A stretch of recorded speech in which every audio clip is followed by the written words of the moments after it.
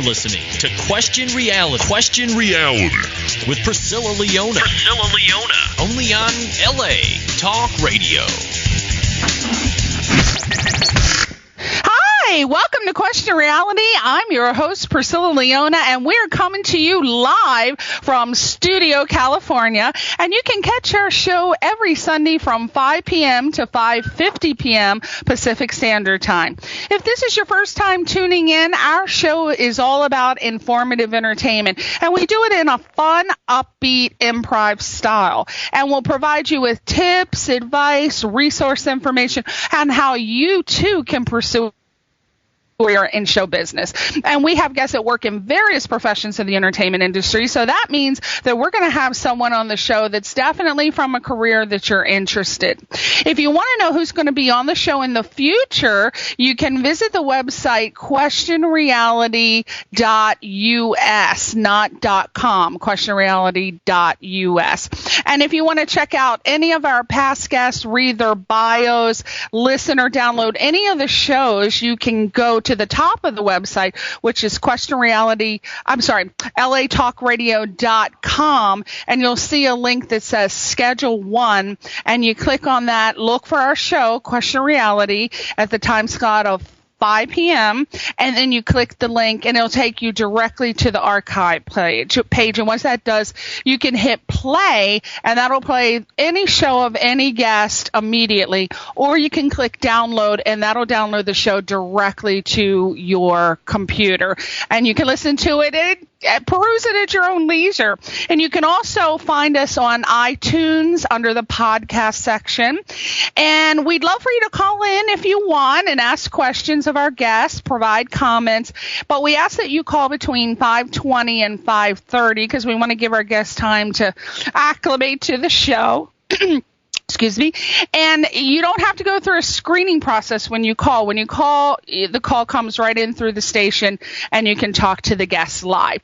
And the number for that is area code 323-203-0815. 323-203-0815. Now, everybody has been emailing me saying, oh my God, I can't believe you're having ARI Gold on the show. And I'm like, why, yes, I am. And really weird because as everybody knows, I love watching reality television. So I just discovered a new reality television show called Is She Really Going Out With Him? So I'm watching this show, and for those of you who watch it, it's about a show where these really nice girls are going out with these guys who, in their words, not mine, are a little bit, well, they want to be more than who they are. They want to be superstars. They think they're celebrities. They think they are the best of the best. And believe me, they got some killer characters on this show. So I'm watching this episode called Twinkle Chode. This is what the episode title was. And so the guy, who's hysterically funny, the writing on there is great, the way they narrate the guys.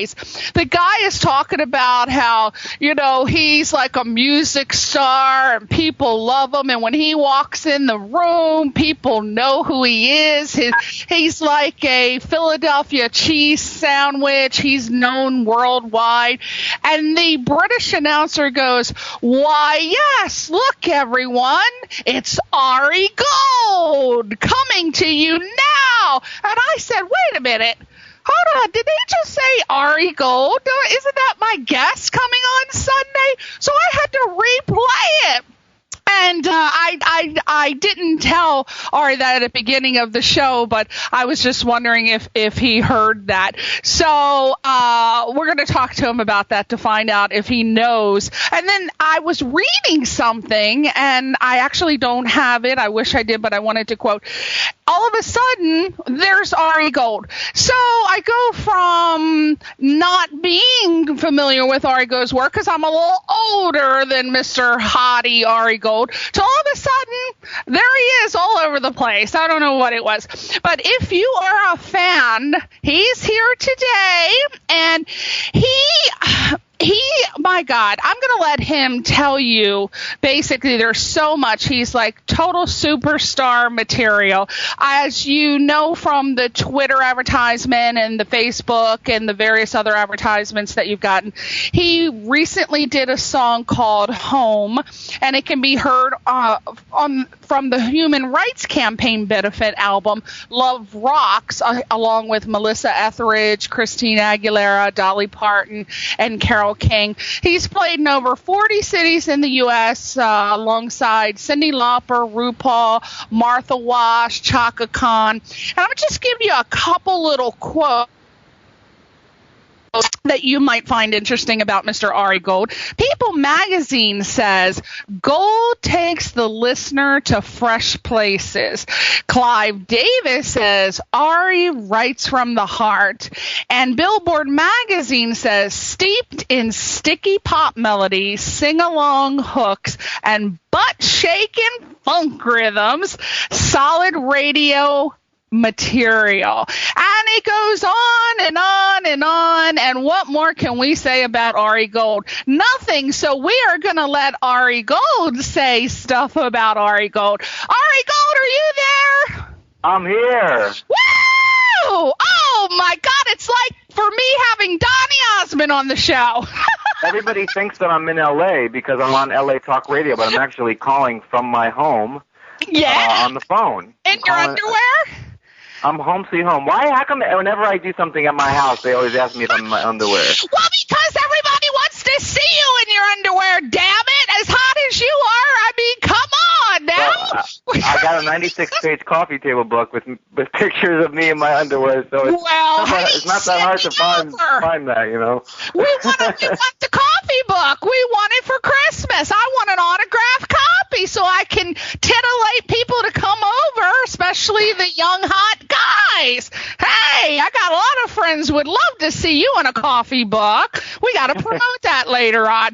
Now, you are an award-winning independent recording artist, and apparently from what I hear, you are turning music on its head, rewriting rules, basically doing a storm of political pop.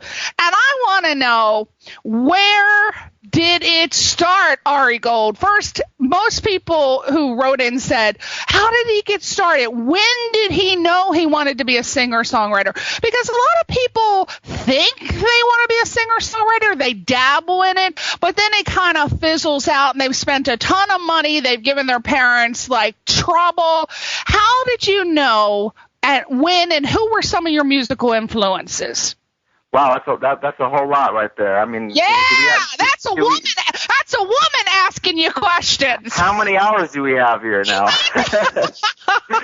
Well, I mean, when you say that the thing about turning things on its head and all that stuff and trailblazing and all that, I think that goes in there's two reasons for that, and one is that I have always been, since the beginning of my career, been a DIY kind of artist, and that do it yourself. Right. And I think that in that sense I've been rewriting the rules because I have not had a major record label or even an independent record label. Everything has been on my own label, Gold 18 Records, and I've been putting out music myself. And so on that sense, and I was doing that back in since 2000.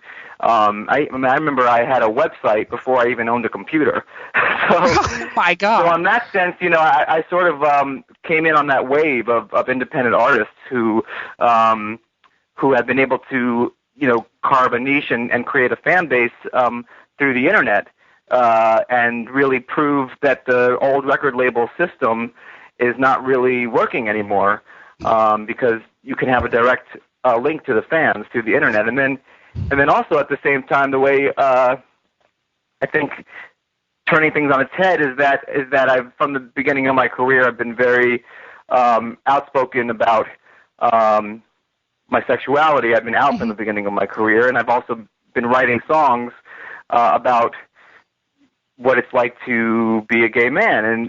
And surprisingly enough, I mean, you can turn on the TV and you can go to see a movie and you can see these things everywhere, but really you still can't turn on the radio and hear music that really speaks to what it's like to live your life as a gay man. And I think that's something that everybody can relate to. Just like we can relate to a show like Will and Grace. It's not, but I think when we get to the specifics of who we are in our life, that's when we can see how we are all the same, and yet we are the same in our differences. It's, you know, that whole crazy thing. Well, let me ask you, when did you hear a lot of music? Was it influenced by your parents and you just knew that you wanted to be, say, a singer rather than an actor or a model, which well, you as far as that, I mean, you know, I was just talking about this. You know, I actually feel like, you know, this chose me. I didn't really choose it. You know, I've been singing professionally since I was 6 years old. I got my first job singing on a CBS children's record when I was 6, called Potbelly Bear, and I went on from there to sing on a ton of children's records and voices for cartoons like Gem and the Holograms and Cabbage Patch Kids, and so I've been singing professionally.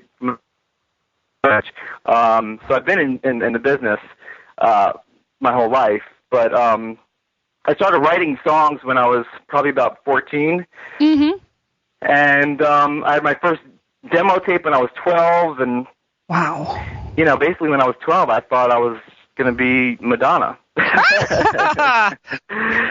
But then, you know, as I got older and matured a little bit, I realized that I had things to say, and that there was a real void for some of the in music, because I love pop music. I always loved radio music. I always loved R&B.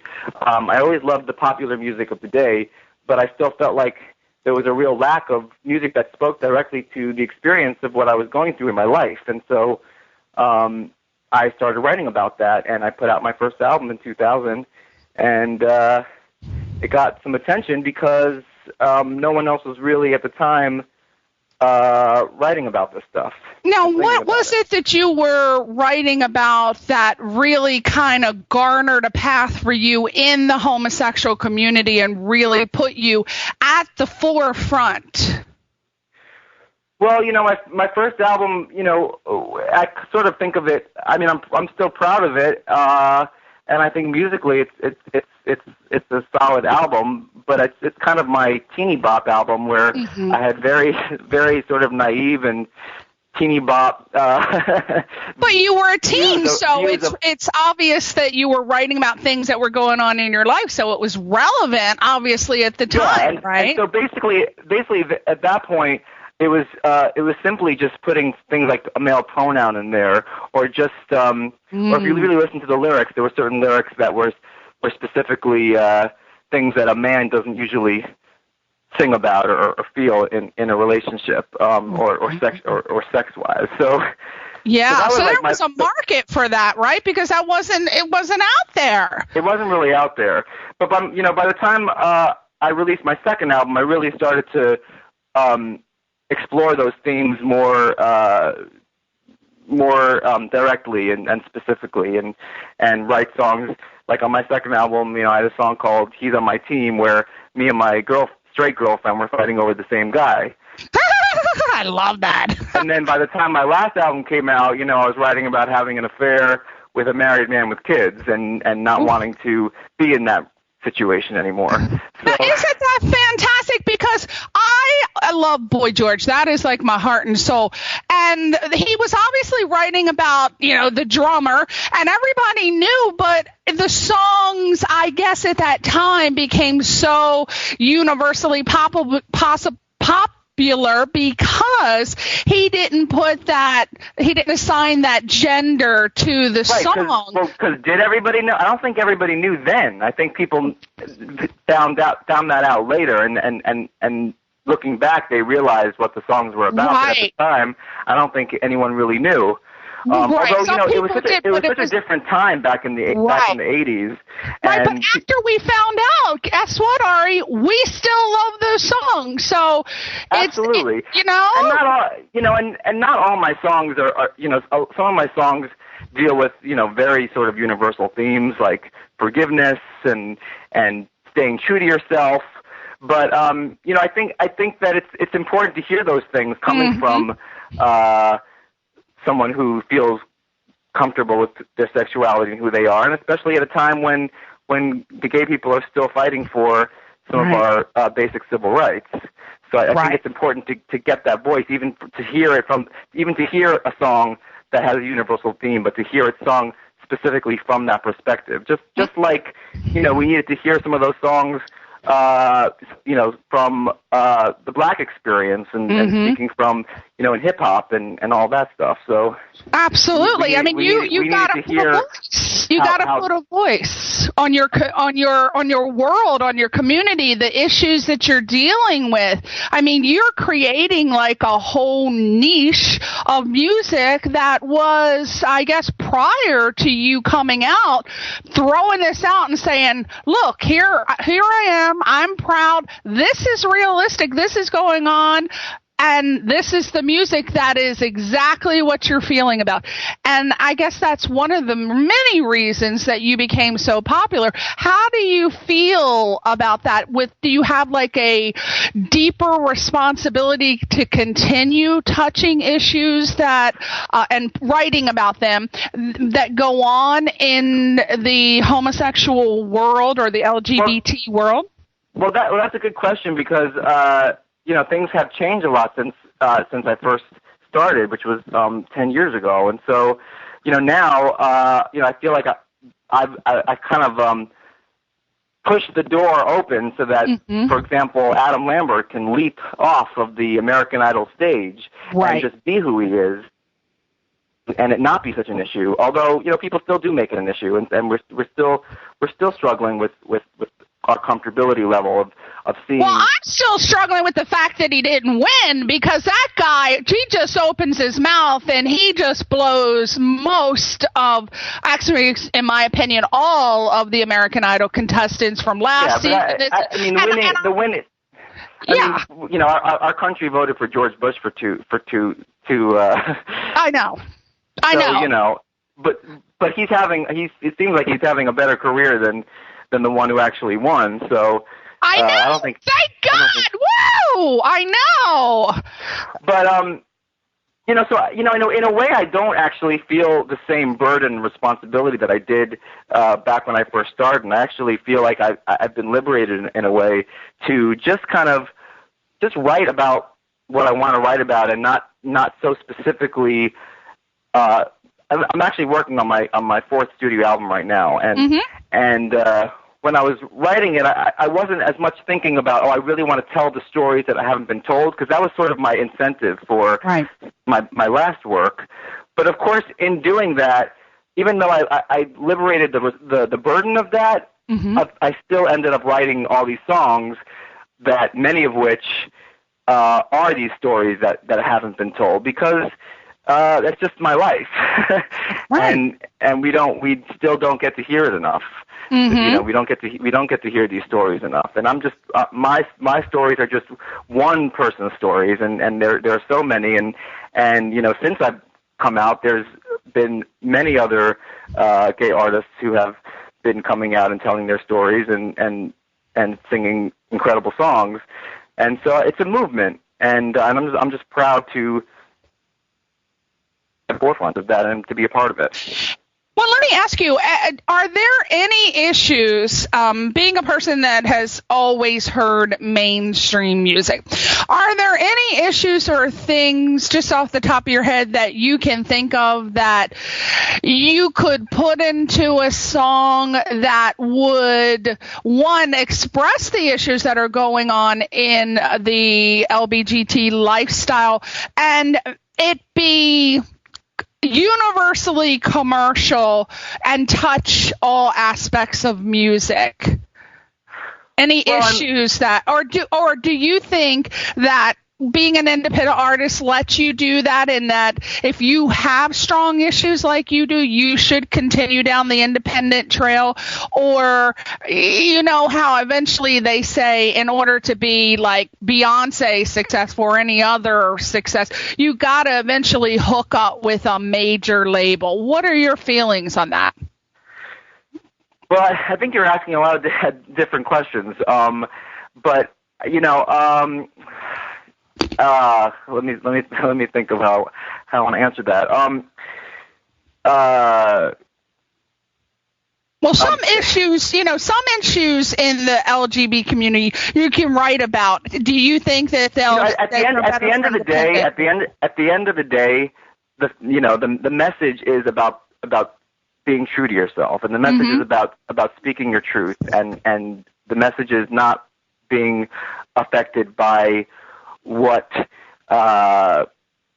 everyone else thinks might be right or wrong, and it's really about speaking your own truth, and that's something that everybody can relate to. I mean, so if you listen to like a song like "Where the Music Takes You," which was a single off my last album, and was in the Billboard Top 10, and if you listen to that song, there's nothing specifically gay about that song, but if a gay person listens to that song, they'll have a different experience listening to that song. But someone else might listen to that song, someone who is dealing with all other kinds of issues. Someone who might be dealing with weight issues, someone who might be dealing with race issues, someone who might be dealing with class issues or gender issues, or just the issue of finding out who they are. I mean, because that's something that we all relate to. So I can only speak from where I'm coming from, but I do think that it's a universal message. Now, how do you feel about independent artists staying independent rather than chasing after the major label? And what do you feel the music business is in a total state of crisis right now? Right. And I mean, they were actually. I mean, everybody's kind of, all businesses are in a state of crisis right now. Right. We're in a recession. We're not out of it yet. We're doing okay, I think. But it probably could have gotten a lot worse. And right now it seems like we could hopefully be on the path to recovery. But the music business was suffering before the recession happened because of all the illegal downloading and everything. So, it's a tough call. I mean, there's nothing like, at the end of the day, it's a business, and there's nothing. The more money you have, the more you are able to promote and put something that's far-reaching out into the world. And so, there's certain things that a major label can do because they just have those resources. But I don't think. I think that the impact could be either way. I mean, the impact could be great either way, and you never know what kind of change that you're making when you're doing something. So there's plenty of artists that have a ton of money put behind them, and nobody even cares about them. So right. How did you get to where you are? You mentioned earlier you broke out on the internet. Other artists want to do the same, want to reach your status. What is your advice to people who are pursuing a career in your footsteps? What characteristics do they need? Well, I think the most important thing is just to do the work and just to get the work out there in whatever way possible. And I think, on one hand, I am a perfectionist, and I try to make sure that everything that I put out is the best thing that I can possibly put out. But you have to put it out. You have to. You can't think, oh, someday I will have this, and this, and so I will wait for that time to put something out. No, you just got to put it out. You got to put it out. You got to get the response, even if the response isn't all positive. You have to do the work and just get it out into the world. Get out there, perform as much as you can, spread the word, get your friends to rally for you, because they're your best allies. If your friends and your family. I mean, I started in New York City, and my friends and family were the ones who were first coming to my shows, and word spread, and that's how things happen. I mean, hopefully we'll have the talent to back it up, but you just have to kind of get out there and not be too precious about what you put out into the world, Yeah, that's something interesting that you best work, I like how you just said to not be too precious about what you put out in the world, because I have had experience working with people in the music industry where they write a song and they're so protective of it, and they want to go through, which obviously you have to go through processes to protect it, but it's like they don't want to introduce it yet. They're waiting for the right moment, and then you have to kind of let you have to see the signs, and you have to let the universe speak to you in a way, because, like, for example, I wasn't planning on releasing my next single yet, which is called "Make My Body Rock," and it's going to be the first single off my next album. But I had submitted it in advance to this international songwriting competition, and it made one of the finalists in the dance electronic category. And so people can actually go and hear the song right now on songwritingcompetition.com. Songwritingcompetition.com, and you can vote for the song because it's nominated for Best Dance Song, but there's also a People's Choice Award, which you can nominate it for. But I wasn't planning on releasing it right now. I was going to release it with all the remixes that I'm getting done. I'm going to release it with the video. But sometimes things happen, and you have to kind of go with it. And it's like go with if it was chosen in a competition out of like 15,000 people, and it's now available to be heard. Let people hear it.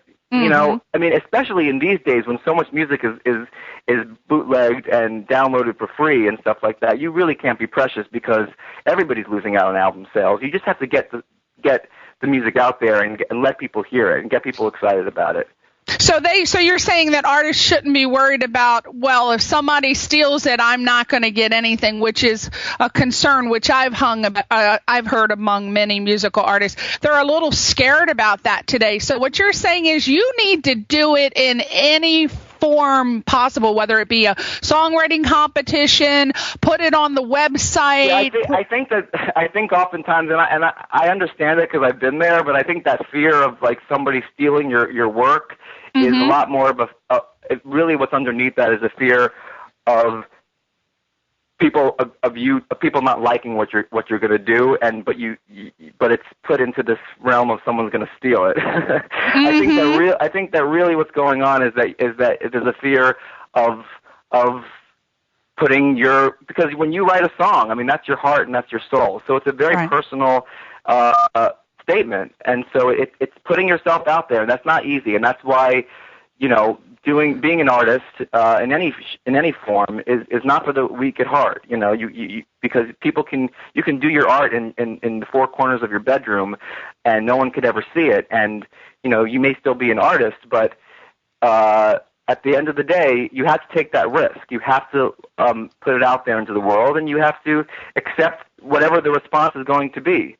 Right. So, there's certain things scared. that you can do to protect yourself, and there's, you can copyright your music and all that stuff, and it's best to try and plan things out as best as you possibly can, but don't be too don't be too scared about people stealing stuff, because once you write something, it's yours. You wrote it. Yeah, and if they're going to steal it, they're going to steal it.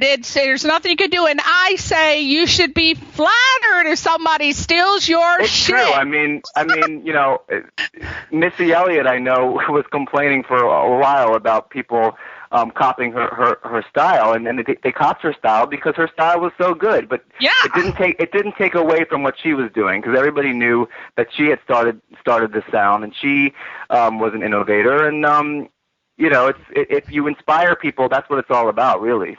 Absolutely. Now, in your bio that I read, you were born and raised in an Orthodox Jewish household in the Bronx, which a lot of my friends were. Love them. And my question to you is, how much does religion play into a person's musical style, performance, and basic overall decision-making abilities when they're choosing what type of music to cast? Well, I don't consider myself a religious person. Okay. I do consider myself a spiritual person. Mm-hmm. My Jewish upbringing definitely impacted who I am today, Mm-hmm. and gave me a lens in which to see the world, some of which I choose to discard, and some of which I keep because I think it still has a lot of meaning to it. But, I do find meaning in all kinds of religions and spiritual practices and stuff. And Mm-hmm. I mean, my spirituality and the positive things that I think I got out of Judaism, because there are positive things to get out of any religion. Of course. Definitely impact my art and impact the lens in which I see things. And it impacts, Jewish, there's a very long tradition of history of a Jewish responsibility towards social issues Mm-hmm. and towards philosophy and thinking, and so I definitely feel as though all of that has very much influenced my work. And even in some of the most simple songs or the most poppy kind of hooks, Mm-hmm. there's a message and a philosophy and a spirituality behind everything. Yeah, now that was interesting what you just said, how the Jewish culture is very engaged in social conditions and activism. God love them. I'm Irish, and most of my friends are very much into being activists, and I often attend, and one of my website clients is Ahavat Torah congregation. Now, my question is, as an artist and an activist, you have pretty much remained on the forefront to fight for human rights, which was obvious from your song Home, which can be heard on the Human Rights Campaign benefit album Love Rocks. And you tell us about that. Yeah, you mentioned that song, and I think you said it was a recent song, but it's not recent at all. Well, unfortunately, that's the information that I got. No, it's okay. But that song actually was from my very first album, which came out in 2000. And I actually originally. God, that's old information. I'm going to fire somebody. But I originally wrote that song for Kevin Aviance, who is a fantastic artist and has been also at the forefront of human rights and LGBT rights and all that stuff. And so, are you still as active? It was great to be a part of that album. I think Christina Aguilera had a song on there, and Dolly Parton, and Melissa Etheridge. Mm-hmm. Yeah, I mean, to be able to contribute music to a cause, I mean, that's just like the ultimate, because you really feel like you're not just doing it. You're doing it for change and for progress and for social change, and I see my music as a form of activism for sure. And that's not to say that there isn't that it's not important to do other kinds of more grassroots or more physical or monetary or whatever kind of active. There's so many different types of activism, but I definitely see my art as a form of activism. And I don't think that some people, when they hear the word politics or activism, they think that's a bad word or something like that, and it's not a bad word at all. It's to me, music is healing, and music is about healing the soul, and it is about hopefully in its greatest potential, it has the power to affect and change people's lives. Art in general does. So since that information was obviously old, have you still remained pretty much an artist / activist since 2000 in other activities? Absolutely. I mean, that's a really important part of what I do, and just trying to give back in any way that I can. I'm involved in a bunch of different charitable organizations like Live Out Loud, and the Ali Forney Center, the AMFAR, which is for AIDS research, and so I try to. So you're donate. giving back. You're out there and you're representing, and you find time. How important is that to not only pursue your writing, to do the writing, to do the performing for clubs and tours and things like that, but how do you find time to fit in the activist side of you? Well, I think they go hand in hand, in tandem with each other. So, I don't even see it as separate. So it's not even about, I've got to find time for my activism. It really kind of all just goes together for me. Well, I was surprised. I have a lot of friends who are record producers, and they say, they work with the PR people a lot, and the PR people are always like, we need to get you to go do this charity and that charity. And you'd be surprised at how many stars actually say, I don't want to do that. I don't want to be a part of that. I don't have time for that. And they just want to focus on doing the tours and doing their thing. They don't really want to be an activist or to participate. It's amazing to me because those are the people that really can make the changes and bring in the money that's needed to help Chile and all of the other places. But you look at that. You look at the concert for Haiti and how many of the biggest artists in the world came together for that one concert to raise money for Haiti. So they all found the time when the time was needed. I think most artists out there.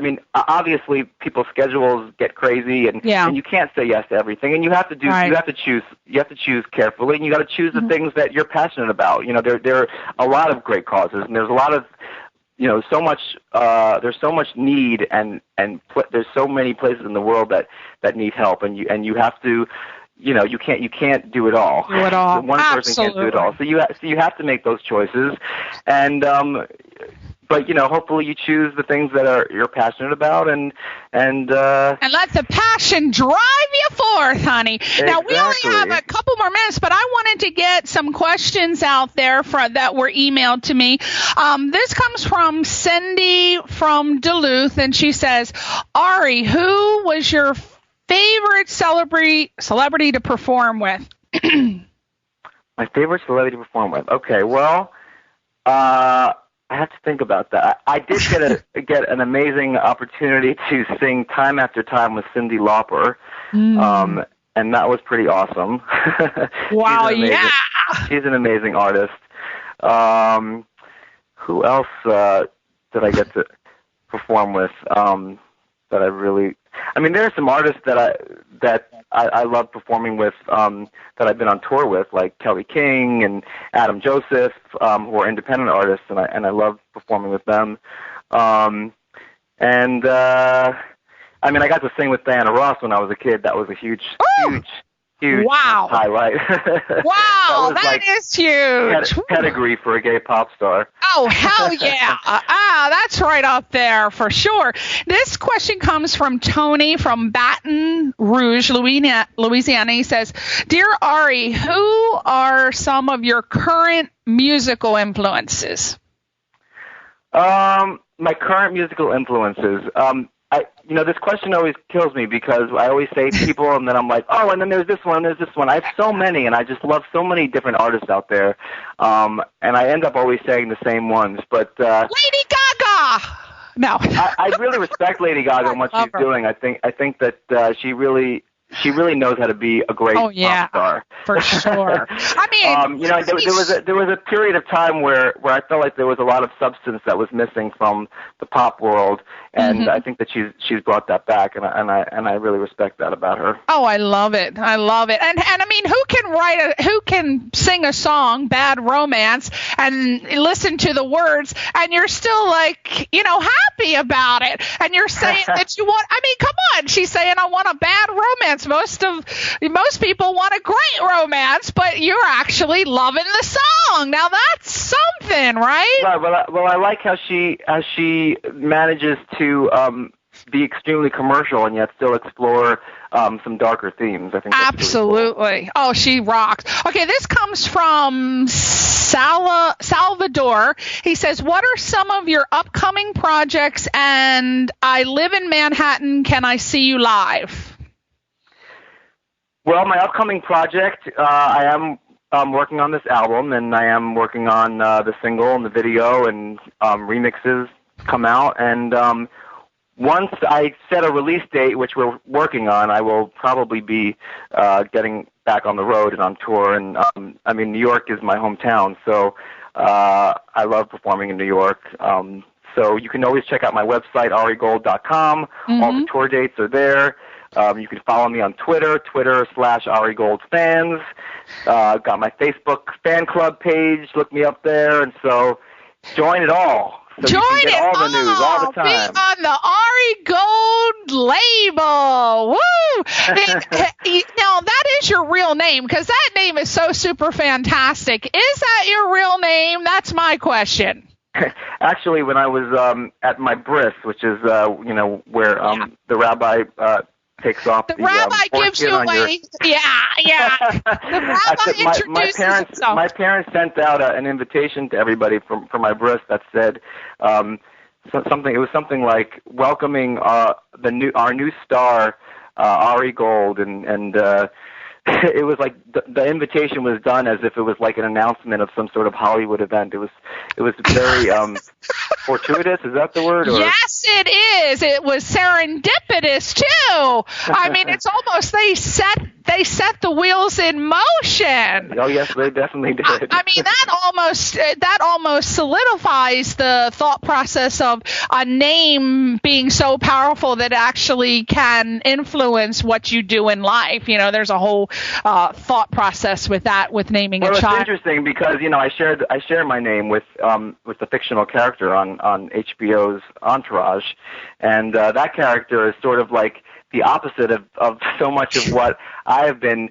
trying to break down as an artist, as far as stereotypes and Jewish stereotypes, and so it's just really interesting to have me in the mix as a real person, and then this fictional character who is like, this behind-the-scenes sleazy Jewish agent character, and then in real life, I'm trying to be like the sexy pop star thing, and and trying to break down those Jewish stereotypes that we can't be sexy pop stars. There's even a book that Madonna's manager, Guy O'Siri, put out called Jews Who Rock, because the first thing we think about Jews is not that we're rock stars, but there actually has been some great Jewish rock stars in history. All right, well, I'm going to give you a little test. Name two. I know two. Well, according to Jews Who Rock, Courtney Love is a Jew. Right. And Slash and Paul Simon and Carly Simon and Gene Simmons and Bette Midler and I got you on Carole a roll. King and That's Lenny right. Kravitz. There you Did go. I go on? I knew you were going to roll it out. I don't. Oh, my God. Are you kidding? We could just go write books. I mean, thank God for the Jewish community. They are, in my opinion, I used to say to my mother, I'm Irish, I used to say, Mom, why can't I be Jewish? They're so much smarter, they're so much richer, and they got really good hair. That's so funny. Well, I don't know about if I have any of those things, but well, you are looking like a million, and I just want to say you are on your way. I think you've already arrived. I don't know. I think there's a star coming up on Hollywood Boulevard. Give you 10 years is what I'm saying. Right? All right, so we want to promote you. Make My Body Rock. It's Ari Gold's upcoming single. He's working on the video. You can get a sneak peek at songwritingcompetition.com. Exactly how it sounds. You can go to Twitter, type Ari, ARI, Gold. Also, MySpace. Ari's all over the place. He's even on. Did you? Ari Gold, the artist on MySpace. Yeah. your website, ARIGOLD.com. If you go there, you're going to see that cute little thing sitting down with, I thought it was, I'm going to be honest, don't get mad at me, Ari, but I thought it was Justin Timberlake when I went to your website. I'm like, that's Justin Timberlake.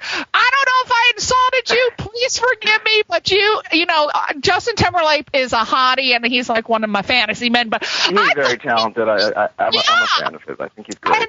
And when you go to Ari Gold's website, immediately you start hearing this fantastic song. Check him out. I imagine you can buy any of his music on any venue, but are we on CD Baby?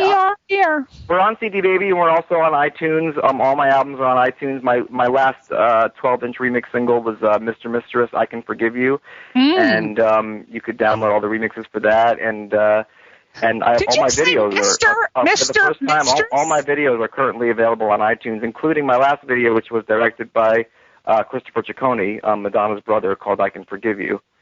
And what is your label? What is the name of your label? My label is Gold 18 Records. Okay. And 18 is it's not only like 18 karat gold, but it's also 18 equals life. Which in Hebrew is chai, to life, l'chaim, which is 18. So. And it's also when you reach your sexual peak, is it not, Ari Gold? I hope not. Well, that's what they say with the men. I don't know. There's a significance. Anything you want to say before we leave? Anything? Oh my God. One more question, which she's writing in right now saying I did not ask her question. All right. Beth from, another Baton Rouge. Beth says, do you perform at Joe's Pub? Because I want to come see you. Yes, I've actually done a bunch of concerts at Joe's Pub. It's definitely one of my favorite spots in New York to perform. It's so intimate and great energy, and I'm sure I'll return there again once I'm done with the album. And Joe's Pub is one of my favorite places. I love that place. So, Beth, you need to get up a group, and you're going to have to go to his website and say, I want to see you at Joe's, and you get a big posse, and you'll go, right, Ari? But please send me. I try to read and respond to all the emails that I get through my website. If you sign on to the mailing list or arigold at arigold.com. Okay. I love hearing from the fans, and I just love the words that they, when they tell me that my music has touched them. I mean, it really, it means so much to me, and it keeps me going, and it's just.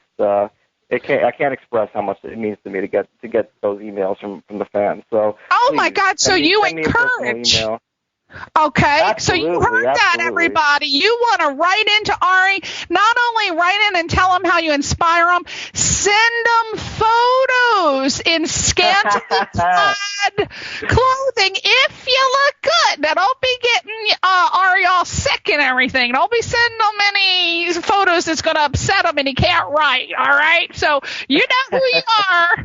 Don't be grossing Ari out. All right, so we are going to end this segment with saying we really appreciate so much you coming on the show. Thank you for everything. And you really should check that episode out of that mentioned you, because it was the funniest thing ever. Had anybody told you about that they heard? No, I haven't heard anything about that. My gosh. Well, if you want a clip of it, talk to Stephen Levine at Grapevine and I'll send you a copy. But you would laugh your ass off, Ari. I'm telling you.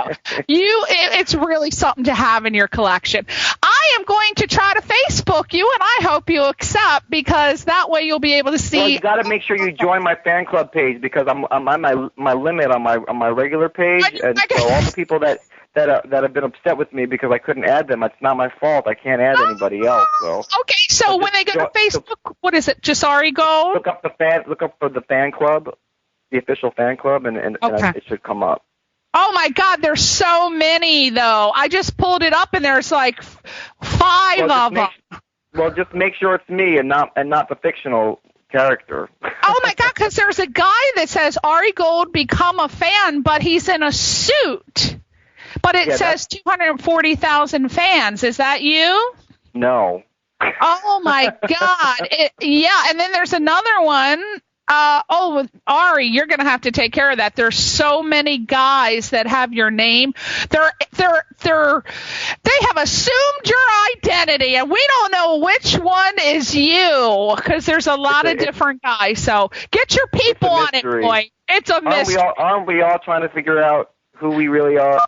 Isn't that really what we're all trying to do? Yes, it is, Lord. What's their name anyway, I want to know where I'm going. That's what I'm thinking about. Should I spend for the Maplewood coffin, or should I just do cryogenics?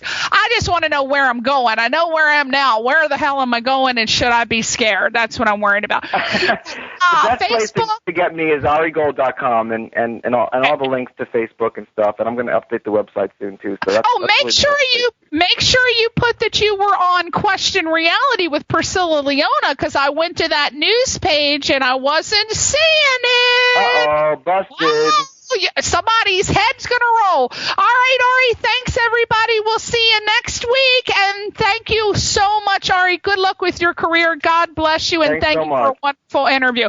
Bye, everybody. Do you need a website but don't think that you can afford one? Do you dread the thought of even doing the research to find a company that you can afford? Do you cringe because you know that the person you talk to will try to sell you more than the advertised price?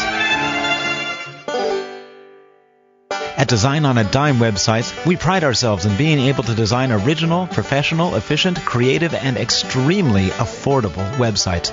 Your website design will load fast, be customized to fit your needs and vision, and be presented in a clear, concise, and easy-to-read format with user-friendly link navigation.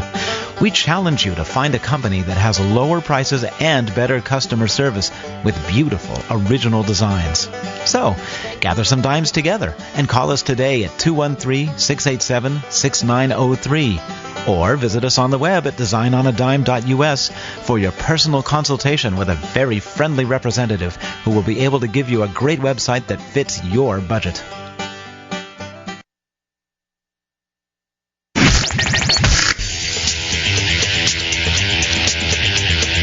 You're listening to Question Reality. Question Reality with Priscilla Leona. Only on LA Talk Radio.